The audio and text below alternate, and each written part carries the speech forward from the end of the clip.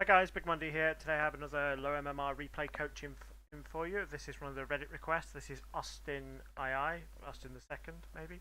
MMR's not posted, but looking at the MMR of the guys in your match, this is about 1.1k. And you asked me something a little bit different. You asked me to look at games you did well in, so you can see where you're screwing up when you're at your best. Which is a bit of an unusual question because there's two ways we can look at that. We can look at matches you lost where you have a positive KDA, or we can look at matches you won where you had very little impact. Now you probably feel in both cases you did well because either you had a good KDA or you won the match, but that doesn't necessarily mean you have high impact. So quickly I want to take a look at the stats of this Juggernaut match, because that was a winner.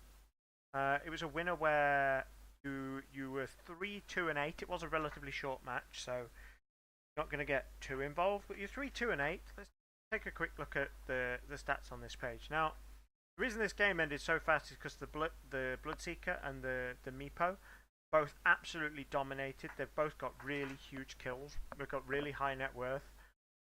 Your net worth's not terrible. I mean, you've got 156 last hits, which isn't terrible for 25 minutes. But the problem with this game is, even if you'd sat, like, looking at the way this game went, even if you'd sat AFK in base, it still would have ended just as fast. In fact, probably faster, because the Meepo and the Bloodseeker would have got more XP because you're not sapping XP.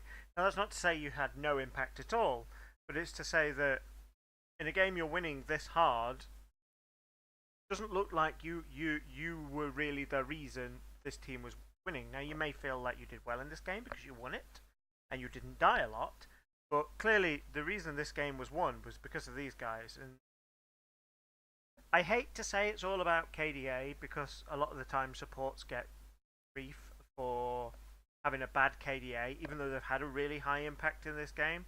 But looking at a few of your games, that does seem to be a trend where you don't have anywhere near the amount of impact you could. So the other thing you asked is, as I said, a lot of your bad games are poor map awareness or being too ballsy. There's a couple of great examples in the match I chose to go over. The one I chose to go over is this one, Storm Spirit. Let's just switch to client. So it was a Storm Spirit match.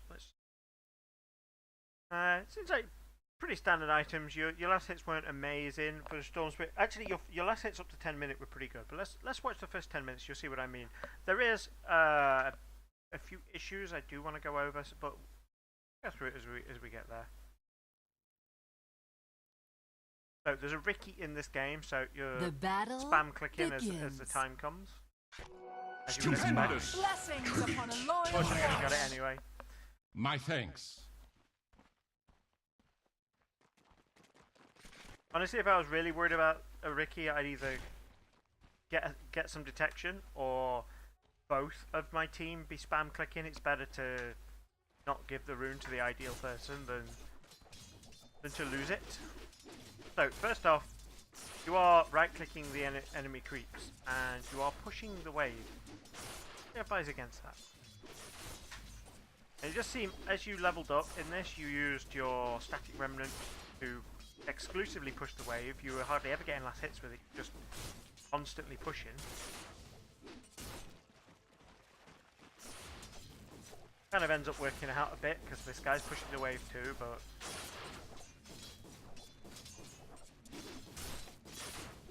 so your last hitting is actually quite good. I mean, you are getting most of the last hits and you're getting them all through right click, so your ability to get last hits with right click with Storm is pretty good. What I do see you struggling a bit with is getting right clicks with Static Remnant. You cast Static Remnant a lot in the laning phase and very rarely got a last hit with it, even though it's got quite a decent amount of damage. If you're going to cast it, you need to either be hurting this guy or you need to be using it to last hit a whole group of creeps there. See, that was okay. I mean, you did quite decent damage to the Legion Commander. I mean, it wasn't amazing. Ideally, I'd have liked you to get a last hit at the same time, but let's face it, this isn't 5k. We're looking to do well, not amazing. Again, your Try harder. right click last hits are reasonable. Again, your static. Go back. See if you caught the lead. Try harder. I think she's just out of range. Yeah, so you used a static remnant, didn't catch the Legion, didn't get any last hits with it. So basically all you did then is really waste mana. And we're going to see that developing as a theme during this. Now, as a Storm Spirit, Legion Commander does have an advantage on you. She has a 1% advantage against a Storm Spirit, based on the fact that she can duel you so you can't zip out. But in the laning phase you should be able to shit on a Legion Commander. I mean, she's melee, you're ranged, you have really good nukes. She only really has one that you have to be standing near the creep wave to do. And what you could be doing is sort of standing up to the side, try not to be standing near the creeps. And you also need to be eating your tangos a lot earlier. Death's bounty. Thankfully now you're getting scarily low, we're here. But also, let me just go back to the timer. You're being nice at this point with... The Warlock has called the courier. You've got a bottle ready. If you had a full... If your bottle arrives now-ish, let's say by 3 minutes, there's a good chance you kill this guy. And you can be more aggressive, stay in lane. You can probably chase this guy out of lane. You're the mid laner. You get priority over the courier. Bounty. Take it. And he's going to load his items up anyway. And in a few seconds he'll be able to get a flying courier and get his items almost as fast. But as a mid laner, you needed to get that bottle. Now I want to go over this kill because I think part of one of the things I'm going to go over is your problem as a Storm is you never get kills. You never get kills. At least in the majority of the laning phase. I watched till about 15 minutes. You didn't really get kills. You only got kills because stupid enemies walked into you. If that makes sense. I mean, you shouldn't have killed this Legion Commander here. You didn't set it up. You just cast Remnant and he walked into it. A little later on, there's a Bloodseeker that chases you forever, but you're not really actively going for kills. It's just stupid. Look, people do stupid shit near you, and you're lucky enough to pick up the kills. First blood. I mean, if this guy was half competent, you wouldn't have got that kill. Everywhere.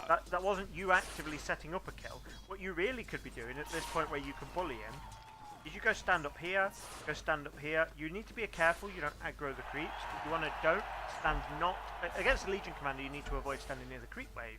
But he's melee. If he's not right in your face, you can nuke the hell out of him. He can't chase you because you're just going to Remnant and then overload him and walk away.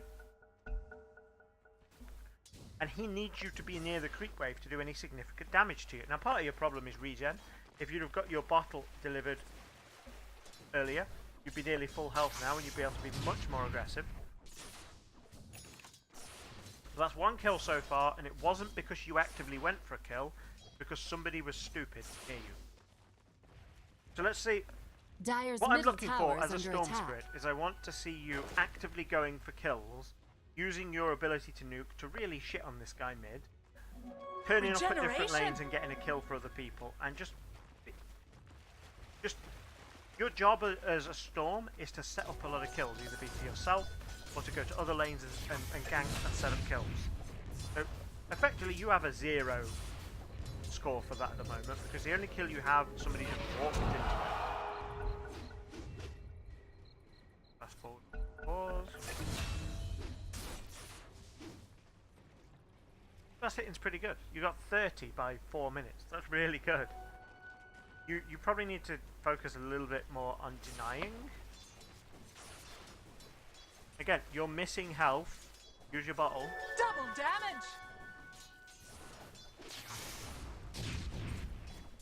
So you could have focused that. I mean, this guy has one nuke. You could have chased that. Maybe you saw the Mirana.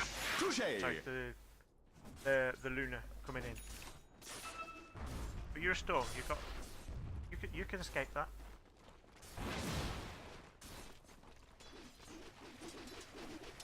Again, you could zip. If you hadn't wasted so much mana just spamming the creep wave, you could have zipped on top of her then, hit her once with overload, remnant, hit her once with overload. You would have dealt 120 damage just with overload, 140 with your right clicks. She'd be dead.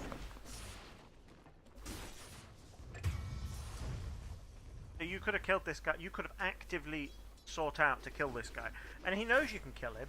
So if you stand, say, here, you don't even have to go on it, because once you right click it, the creature will aggro you. But if you're standing here, he knows every single time he goes for a last hit, you're probably going to kill him, and he can't do a good amount of damage to you if you're not standing next to your creep wave.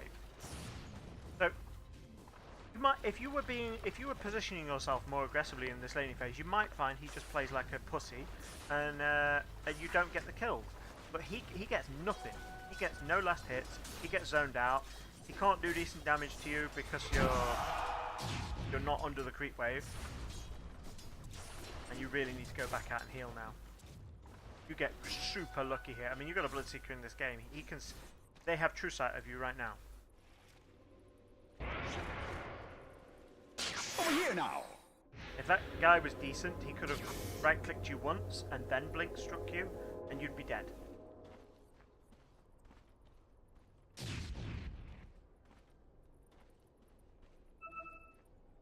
So you need to manage your regen better. Or it's not a problem to leave the lane to go and regen if you're low. Being there and waiting to die is worth it. You could have killed that guy right there. Zip up hill, hit him again. Then remnant then remnant, hit him again, he'd be dead. So that's twice now you could have killed. You could have actively sought to kill the Legion commander. So you would have 3 kills by now at least. Stupendous. The thing, you need to be actively seeking to kill this guy. I mean, you can't kill him with right clicks very easily because he's got a stout shield. But every time you do get a last, you do manage to like poke him with a couple of remnants. You're all good. And I know you're not going to get this matchup very often. You're not going to get Legion mid versus Storm, but you need to stop standing in the creep wave. Even though you want to remnant for it, either you need to be making sure the remnant casts him, or just don't stand in the creep wave at all. Because that's how he deals a lot of damage to you. Again, you have a bottle charge and you're missing HP. If you initiate on this guy, you're going to initiate, which burns 80. You're going to remnant, which burns 100, that's 180. Then you're going to 80 to get back out, minimum. That's not including a decent amount of travel time. So you're going to need like 350, 400 mana to either attempt to kill this guy or fight him and then escape.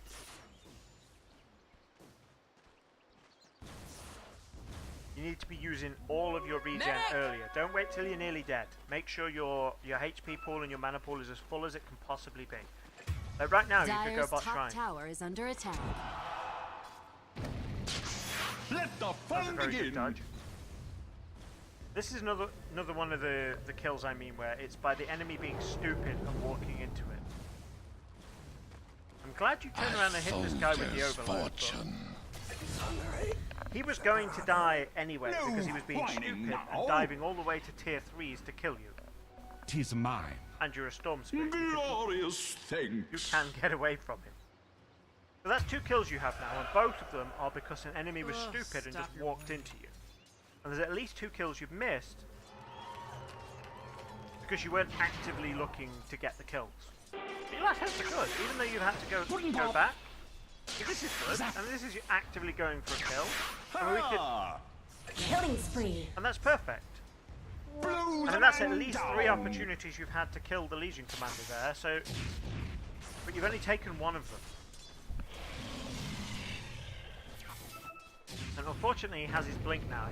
If you'd taken the two other opportunities you had to kill him, he'd have nothing but a stout shield right now. Nearly 10 minutes into it, and at that point, he's sort of, instead of snowballing, he just melts. Don't like this. What Once you've got the Bloodstone, you won't need the Arcane Boots, so one thing you can do is you can actually disassemble the Arcane Boots to get the energy booster. What you do is you buy the energy booster first for the Arcane Boots, then you buy the rest of the Bloodstone, and then you disassemble your boots to give you to give you the energy booster. Saves you 900, saves you the 900 gold. You get your Bloodstone faster, which means you can be more aggressive earlier. Killing spree. So we're just over 10 minutes in now. You've got 54 last hits, which is really good. You have 3 kills. 2 of those were people walking into you. Now, as a Storm Spirit, you have really good mobility. What I'd have really liked to have seen you do this game, which you haven't done at all yet, is rotate. You sat in the mid lane farming like you're position 1. And Storm is a core. You do need farm, but you have sat in the laning phase, just farming. Like right now, for example, there is somebody being gone on down here. Just, I am aware you did say Radiant's map bottom awareness was a problem. tower is under attack. So your anti-mage just died, but as a Storm, you could zip in, pick up that kill, and leave. You could have TP'd for that fight, show up, and then leave. You wait 10 seconds, you get a kill. One of the problems that you had this game is that while you were doing okay farming the mid lane because your last hitting is good, your team is fighting without you. And as a Storm Spirit, you need to roam the map a bit and have some impact. Now there needs to be some balance, because if you every time you roam and fail, Here I am. you end up behind. But you need to find this sort of Radiant's balance. Now, bottom tower a good is way to under think attack. about it is, if there's a shrine up, so you can refill your mana, and the enemies are pushed up past this line, maybe this line. So if you see enemies crossing that line, and there is a shrine to refill your mana, either on your way to gank or on the way back, then you show up and gank. It takes 30 seconds of your time to get a kill, and it's not even important that you get the kill. The importance is that you create the space for your anti-mage to get its battle fury. The warlock in this game fed really hard. No. And you could have helped turn that around by Radiant's having bottom tower more is impact under around the map. attack. And I think in most of your games, that's the common theme, is that you need to look more for opportunities around the map to go and look for kills. And let's put this back in normal speed, and what we'll do is we'll look for another. We'll focus on watching the map rather than watching what you're actually doing. Death's I bounty. say, I think you need to be a bit more aggressive in lane. There's certainly opportunities you could have gone to. If you're not sure whether you can go for a kill or not, a free cam. Check this guy's health, exactly how much he's got, and add up the damage, like I did when I'm describing to you. You do it while you're in lane. You add up how much damage you're going to get from overload, how many procs you're going to get between zipping in, static remnanting. So if you zip in, that's one overload. You remnant, that's another overload. You zip out of you zip right to the edge of your attack range, so you have the choice then to either retreat or attack again. That gives you a third overload. So let's take this example. That's whatever damage you get from ball lightning, which is not going to be massive and it's hard to work out. So say you do about 40 damage from ball lightning. It's really hard to work out because it depends how far you're going to go. Let's say they get 300 damage from overload. It's going to be at least 3 right clicks, which is 84 each. 80, 160, 240. That's 300 damage from overload. 240 from your right clicks. That's 540 damage. Plus 260. That's 800 damage. What's this guy got? This guy has 1200 health.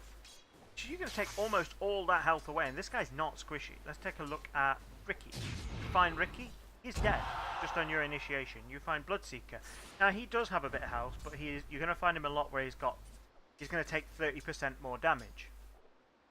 So you're going to deal a little over 1,000 damage to him. Take a look at the Luna. The Luna, you could initiate and kill the Luna. The danger of doing that is if she ults you, but you have the option to just zip out. So do that in a game. If you can't decide, should I go on someone? Do the math. And a lot of the time, even if you're going to fail the kill, what makes Storm really good is your ability to go in, deal all that damage, and leave without the enemy having much chance to deal damage back to you. So you might burn all your mana pool, which is kind of a problem. If you get the Legion Commander down to, say, 100 health, and then you back out, because it doesn't cost you a lot of HP to do, then it's kind of low risk. You're going for that play. Ideally, you want to be, if you're spending all that mana, you want to be getting a kill for it, but it's low risk. Spending mana to get out after losing very little health is really low risk. So let's just go back to normal speed. Unfortunately, you can't tell this guy's here. Thankfully, you're Storm Spirits. I'm pretty sure you're going to get away from them.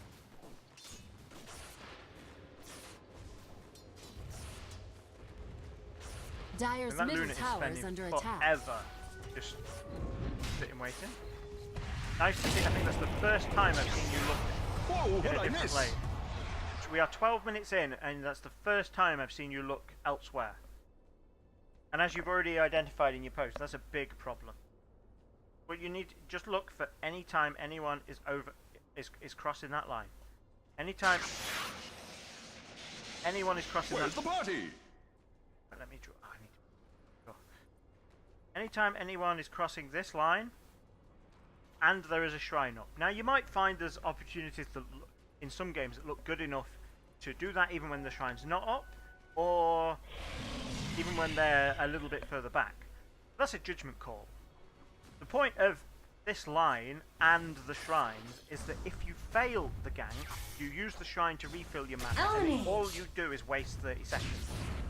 And that's kind of where the really important bit is. If you don't know when to make the judgment call, by making the call of sort of basing it on people crossing that line and the shrines being up, is that you take very little risk. You only lose, say, 30 seconds of time You had your rotating, warning. going for the kill, and then getting back and regenning.